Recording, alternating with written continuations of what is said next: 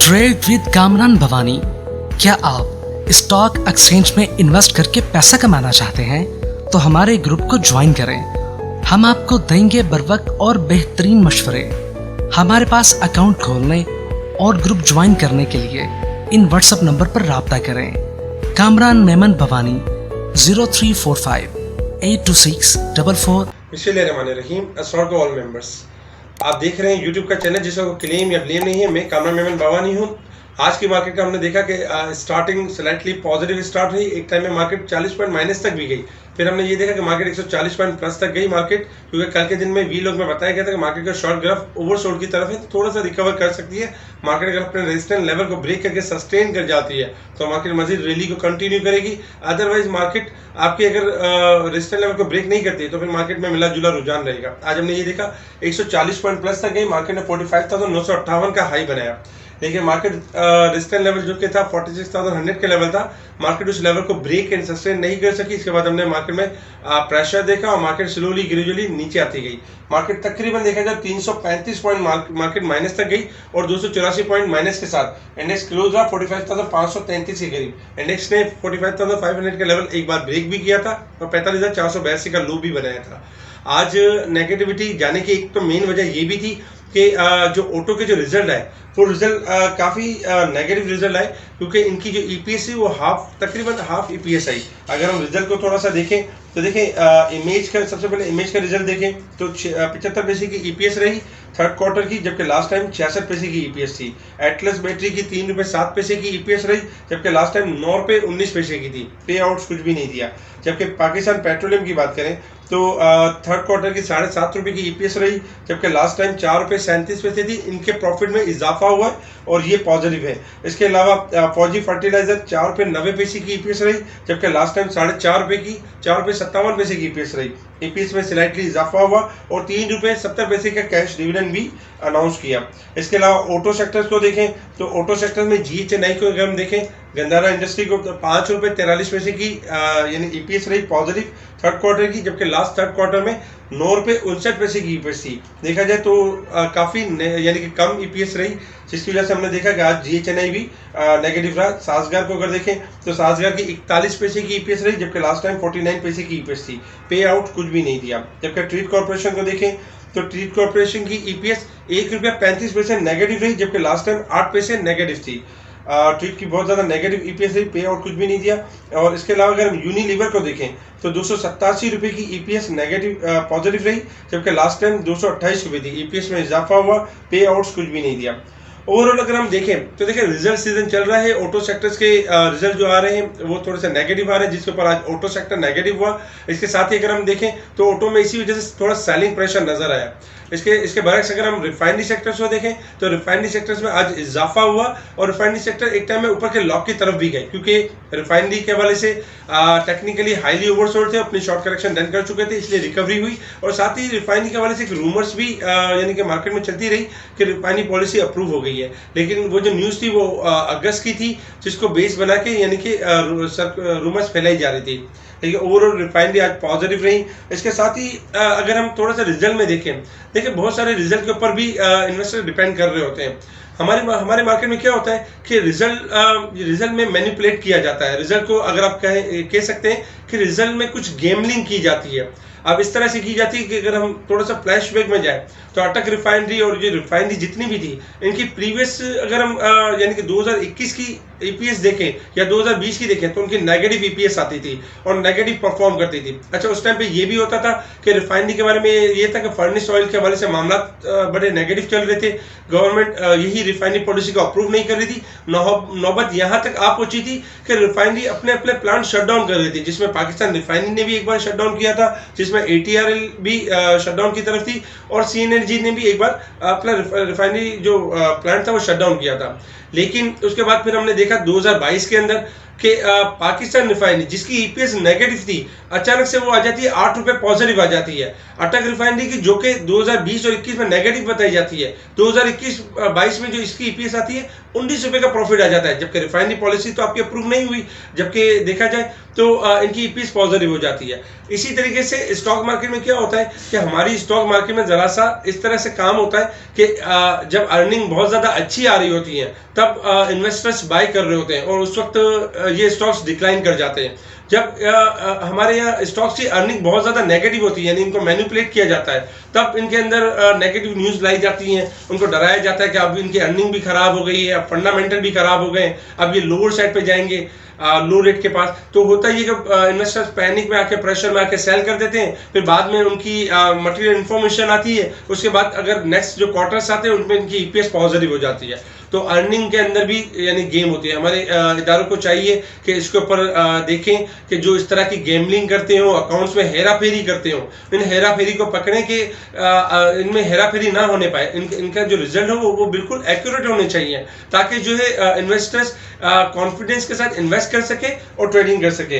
तो इस वक्त ईपीएस नो डाउट थोड़ी सी कम आई है ऑटो सेक्टर की, ऑटो सेक्टर में थोड़ा डिक्लाइन है, जबकि रिफाइनरी आज थोड़ा बेहतर परफॉर्म करते रहा। अगर हम वॉल्यूम्स देखें तो कल के दिन वॉल्यूम्स 210 मिलियन के हुए थे और आज अगर हम वॉल्यूम देखें तो 223 मिलियन के वॉल्यूम में स्लाइटली इजाफा हुआ है। लेकिन ओवरऑल अगर हम देखें तो मार्केट में थोड़ा सेलिंग प्रेशर रहा, 284 पॉइंट माइनस के साथ मार्केट क्लोज रही। अगर हम सेक्टर्स के हवाले से देखें तो सेक्टर्स में आज जो परफॉर्म करते हुए नजर आए, कमर्शियल बैंक टॉप पर रहे यानी कि 36 पॉइंट के साथ, जबकि रिफाइनरी सेकंड टॉप 33 पॉइंट के साथ। इसके अलावा ग्लास सेरामिक्स, टोबैको, मिस्किलिनस, मुदारबाज, पेपर एंड बोर्ड, इसके अलावा केबल, ये आपके स्लाइटली पॉजिटिव है। नेगेटिव साइड पे अगर देखा जाए तो 2 दिन से फर्टिलाइजर एक पॉजिटिव परफॉर्म कर रहा था, फर्टिलाइजर में 106 पॉइंट की कमी रही, जबकि टेक्नोलॉजी सेक्टर्स भी नेगेटिव साइड पर रहा 61 पॉइंट के साथ। Cement sectors, chemical, investment bank, power generation, automobile parts, इसके अलावा oil and gas, food sector, ये सारे नेगेटिव रहे। ओवरऑल अगर देखा जाए तो 2 दिन से जो पॉजिटिव परफॉर्म कर रहा था फर्टिलाइजर सेक्टर वो डिक्लाइन पर आया और उसके बाद हमने देखा कि उसके जो पॉइंट्स थे वो कम हुए, बाकी सेक्टर्स में यानी प्रेशर नजर आया। इसके साथ ही अगर हम सेक्टर यानी कि अगर हम टॉप परफॉर्मर देखें तो आज सी एनर्जी यानी कि टॉप पे परफॉर्म करता रहा। इसके अलावा पीआरएल सेकंड टॉप पे रहा, 17 पैसे के करीब ट्रेड करता रहा, 98 पैसे का इजाफा रहा, जबकि जी टेक आज थोड़ा सा माइनस रहा, जबकि पार्क इलेक्ट्रॉन चौथे नंबर पे रहा 4 पैसे पॉजिटिव के साथ। इसके अलावा अगर हम देखें तो बाकी में भी काम होता रहा, नेगेटिव भी परफॉर्म करते हैं, जिसमें टेली भी है, हम नेटवर्क भी है, लॉटकैम भी है। इसके अलावा यानी कि टॉप एडवांस कंपनी भी परफॉर्म करती रही और नेगेटिव भी परफॉर्म करते हुए नजर आई। इसके साथ ही अगर हम यानी कि ओवरऑल अगर देखें तो आज मार्केट नेगेटिव क्लोज रही है। इंटरनेशनल मार्केट के हवाले से अगर हम देखें तो इंटरनेशनल मार्केट के हवाले से जैसे कल के दिन में आपको बताया गया था कि देखिए यानी कि क्रूड ऑयल जो इस वक्त ट्रेड कर रहा है $102.44 के पास ट्रेड कर रहा है। कल के दिन हमने देखा कि क्रूड ऑयल ने 95 लेवल को ब्रेक नहीं किया, इसकी वजह से हमने देखा कि क्रूड ऑयल आपका बाउंस बैक हुआ, क्योंकि शॉर्ट ग्राफ में ओवरशॉट की पोजीशन पे चल रहा था। काफी दिनों से अगर देखा जाए तो क्रूड ऑयल $105 से लेके और $95 के दरमियान रेंज बाउंड परफॉर्म कर रहा है। इसके ऊपर हम एक स्पेशल वीडियो बना भी चुके हैं और बता भी चुके हैं कि इस रेंज में परफॉर्म करेगा जब तक ये अपने रेजिस्टेंस लेवल और सपोर्ट लेवल को ब्रेक नहीं करेगा। फिलहाल कोई न्यू लेवल या न्यू ट्रेंड नजर नहीं आएगा। इस वक्त अगर हम देखें शॉर्ट ग्राफ के हिसाब से तो $102.44 के पास ट्रेड कर रहा है क्रूड ऑयल और 74 सेंट प्लस है। अगर क्रूड ऑयल $101 के लेवल को ब्रेक कर देता है तो फिर हम इसमें करेक्शन देखेंगे, मंदी देखेंगे। अदरवाइज $103 से लेके $105 तक क्रूड ऑयल मूव कर सकता है अपसाइड की तरफ। इसके साथ ही अगर हम यानी कि इंटरनेशनल इसके साथ ही अगर हम देखें मार्केट के हवाले से मार्केट ने किस तरह परफॉर्म करना है। कल का दिन एक लास्ट है क्योंकि इसके बाद फिर ईद की जो है वो वेकेशन होंगे, एक लॉन्ग हॉलीडे होगा, जिसकी वजह से अगर देखा जाए तो आज लास्ट दो दिन थे जिसमें आज की मार्केट नेगेटिव परफॉर्म करते हुए नजर आई, अपनी करेक्शन को कंटिन्यू करते हुए नजर आई। क्योंकि अगर हम इंडेक्स को देखें तो इंडेक्स बेसिकली रेगुलर बेसिस पे इंडेक्स आपका जो क्लोज हो रहा है लोअर साइड पे क्लोज हो रहा है। आज भी इंडेक्स ने लो बनाया और लो के पास ही क्लोज रहा तकरीबन 45,533 के करीब। अगर इंडेक्स स्टार्टिंग में 45,450 या 400 के लेवल को ब्रेक कर देता है तो इसी करेक्शन को हम कंटिन्यू देखेंगे। 45,400 से लेके 45,100 तक हम मार्केट को मूव करता हुआ देखेंगे। रेजिस्टेंस लेवल और सपोर्ट लेवल की बात करें तो रेजिस्टेंस लेवल 45,800, 45,600, 45,800, 46,100 का लेवल सेकंड रेजिस्टेंस लेवल और थर्ड रेजिस्टेंस लेवल 46,400 का लेवल है। सपोर्ट लेवल में 45,200, 44,900 और 44,600 का लेवल है। स्टार्टिंग में अगर मार्केट आपकी शॉर्ट ग्राफ के हिसाब से अगर मार्केट लो ब्रेक कर देती है 45,450 का लेवल ब्रेक कर दिया तो करेक्शन कंटिन्यू होगी। 45,200 हमारा फर्स्ट सपोर्ट लेवल होगा, ये वो सपोर्ट लेवल होगा। अगर ये लेवल ब्रेक हो जाता है तो मार्केट में फिर जो मार्केट होगी आपकी 44,900 से लेके 600 तक अपने आप को करेक्ट कर सकती है, अपने आप को डिस्काउंट कर सकती है। बेसिकली मार्केट में इतनी करेक्शन आने की वजह ये भी है कि रिसेंटली मार्केट ने 4,000 पॉइंट का गेन किया था, उसके बाद मार्केट ने 1,300 पॉइंट की कमी के बाद एक शॉर्ट रिकवरी दी थी और उसके बाद मार्केट वही अपने यानी प्रॉफिट टेकिंग के लेवल को कंप्लीट कर रही है।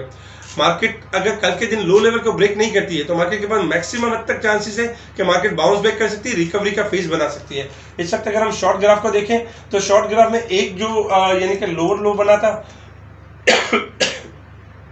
एक जो लोअर लो बना था 45,500 का लेवल बना था, जिसमें मार्केट ने अपना लो ब्रेक नहीं किया तो मार्केट ने वहां से पुल बैक किया था 46,100 के लेवल के करीब। आज हमने देखा कि वो लेवल ब्रेक हुआ है, यानी कि सेकंड लोअर लो बना है। अगर मार्केट कल लो बनाती है 45,200 तक या 45,000 अगर 400 के लेवल को ब्रेक करती है तो 45,200 का लो बनाती है, 400 का लो बनाती है तो ये सेकंड बॉटम होगा।